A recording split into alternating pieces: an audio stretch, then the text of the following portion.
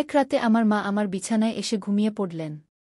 আমি ভেবেছিলাম এটি আমার স্ত্রী, তাই আমি তাকে আমার বউ ভেবে রাতে সবকিছু করলাম যা আমার করা উচিত ছিল না। হ্যালো বন্ধুরা, আজকের আমার এই গল্পে আপনাদের স্বাগতম। আমার নাম অমিত এবং আমি ভারতপুর, রাজস্থানের বাসিন্দা। এই গল্পটি আমার এবং আমার মায়ের, যা আমার জীবনকে সম্পূর্ণ বদলে দিয়েছে। আমার পরিবারে আমার বাবা, মা এবং আমার স্ত্রী আছেন। তাই বন্ধুরা, দেরি না করে গল্প শুরু করি। গল্পের শেষ পর্যন্ত থাকুন এবং আপনি যদি চ্যানেলে নতুন হয়ে থাকেন, তবে অবশ্যই চ্যানেলটি সাবস্ক্রাইব করুন, যাতে আপনাদের ভালোবাসা এবং সমর্থন আমি এভাবেই পেতে থাকি।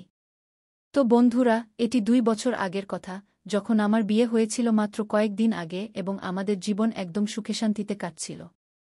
আমার বাবার বয়স হয়ে গেছে, তাই তিনি এখন বাড়িতে বিশ্রাম নেন এবং আমি একটি কোম্পানিতে চাকরি করি। আমাদের একটি ছোট বাড়ি আছে যেখানে 2টি রুম আছে। একটি রুমে আমার মা এবং বাবা থাকেন এবং অন্যটিতে আমি এবং আমার স্ত্রী থাকি। আমি সকালে কাজে যেতাম এবং রাত 8টায় বাড়ি ফিরতাম। যখন আমি বাড়ি ফিরতাম, আমার স্ত্রী আমার জন্য খাবার তৈরি করত এবং আমরা খেয়ে ঘুমিয়ে পড়তাম। এক রাতে আমি পানি পান করতে উঠে দেখলাম মায়ের রুম থেকে কিছু শব্দ আসছে। মা বলছিলেন, আমার জীবনই নষ্ট হয়ে গেছে যে দিন তোমার সাথে বিয়ে হয়েছিল। তুমি আজ পর্যন্ত আমাকে সেই সুখ দাওনি যা আমার প্রয়োজন ছিল। আমি সবসময় মন চেপে ঘুমিয়ে পড়ি। কখনো কখনো আমি তোমাকে জাগিয়ে তুলি, তবুও তুমি কিছু করতে পারো না কি? তখন বাবা বললেন, এখন আমার বয়স হয়ে গেছে, এখন এটা আমার ক্ষমতার বাইরে। মা তখন বললেন, তোমার ক্ষমতায় ছিলে কখন? জানি না, এই ছেলেটা কিভাবে হলো। বেশ কিছুক্ষণ বিতর্কের পর সেখান থেকে শব্দ আসা বন্ধ হয়ে গেল। তারপর আমি পানি পান করে আমার রুমে গিয়ে বিছানায় শুয়ে পড়লাম। এখন আমার ঘুম আসছিল না। মায়ের কথা আমার মাথায় ঘুরছিল। আমি বুঝতে পেরেছিলাম মা কী বিষয়ে কথা বলছিলেন, কিন্তু একটি আফসোসও হচ্ছিল যে মা শুরু থেকেই সেই সুখ থেকে বঞ্চিত ছিলেন। কিছুক্ষণ ভাবতে ভাবতে আমি ঘুমিয়ে পড়লাম।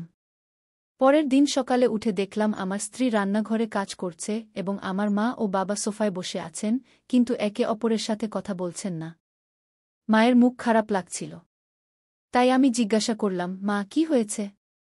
আপনি কিছুটা উদাস লাগছেন। মা বললেন, কিছু না বেটা, এমনিই। আমি বুঝে গেলাম, কিন্তু কিছু বললাম না এবং প্রস্তুত হয়ে আমার স্ত্রীকে বিদায় জানাতে রান্নাঘরে গেলাম। রান্নাঘরে গিয়ে আমি পিছন থেকে তাকে জড়িয়ে ধরে ভালোবাসার কথা বলতে লাগলাম। তখনই আমার মাও রান্নাঘরে চলে এলেন। মাকে দেখে আমি তাড়াতাড়ি আমার স্ত্রীকে ছেড়ে দিলাম এবং সেখান থেকে চলে গেলাম। যাওয়ার সময় মা আমার দিকে হালকা করে হাসলেন। সারাদিন কাজে আমি শুধু সেই কথাগুলোই ভাবছিলাম। আমার কোনো কাজেই মন বসছিল না। তখন আমার স্ত্রীর ফোন এল এবং সে জানাল যে আমার শ্বশুরের স্বাস্থ্য ভালো নেই, তাই সে তাদের দেখতে যাচ্ছে। সে হয়তো সন্ধ্যা নাগাদ বা পরের দিন সকালে ফিরে আসবে। আমি বললাম, ঠিক আছে গিয়ে। রাতে কোম্পানিতে বেশি কাজের কারণে আমাকে দেরি পর্যন্ত কাজ করতে হয়েছিল এবং বাড়ি ফিরতে ফিরতে রাত 11টা হয়ে গেল। যখন আমি বাড়ি পৌঁছালাম, দেখলাম আমার মা বাইরে সোফায় বসে আছেন।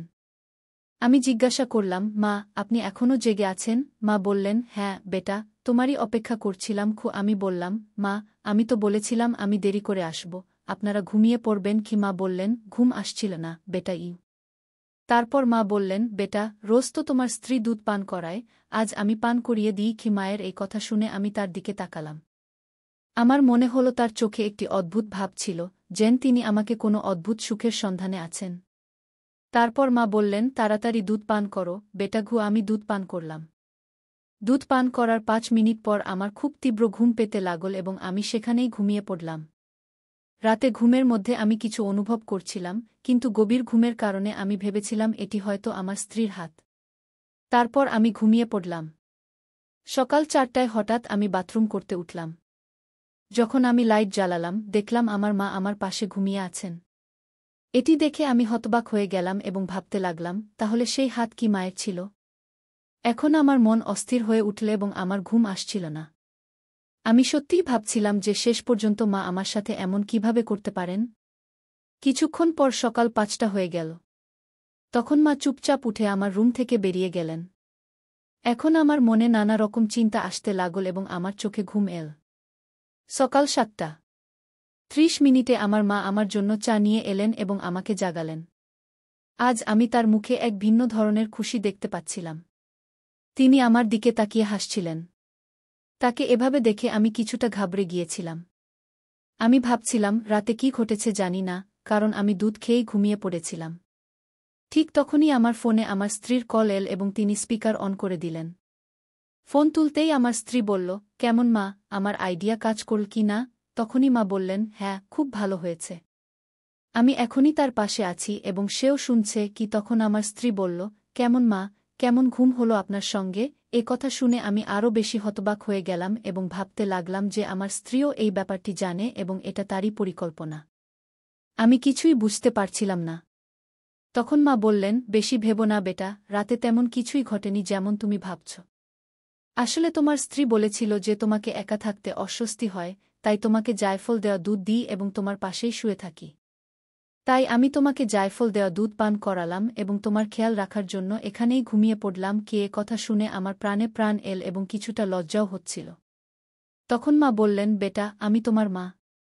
তুমি এখন বড় হয়ে গেছ ঠিকই, কিন্তু আমার কাছে তুমি এখনও ছোট বাচ্চাই রয়েছ। আর তোমার যত্ন নেওয়া আমার দায়িত্ব। তখন আমি বুঝতে পারলাম যে পুরো সত্য না জেনে এমন কিছু ভাবা উচিত ছিল না। তখন আমি মনে মনে ক্ষমা চাইলাম এবং মাও আমাকে হাসতে হাসতে জড়িয়ে ধরলেন। তো বন্ধুরা, এটি আজকের আমাদের ছোট্ট গল্প। আপনাদের এই গল্পটি কেমন লাগল কমেন্ট করে জানাবেন। যদি গল্পটি পছন্দ হয় তাহলে লাইক করতে ভুলবেন না এবং আপনার বন্ধুদের সঙ্গে শেয়ার করুন।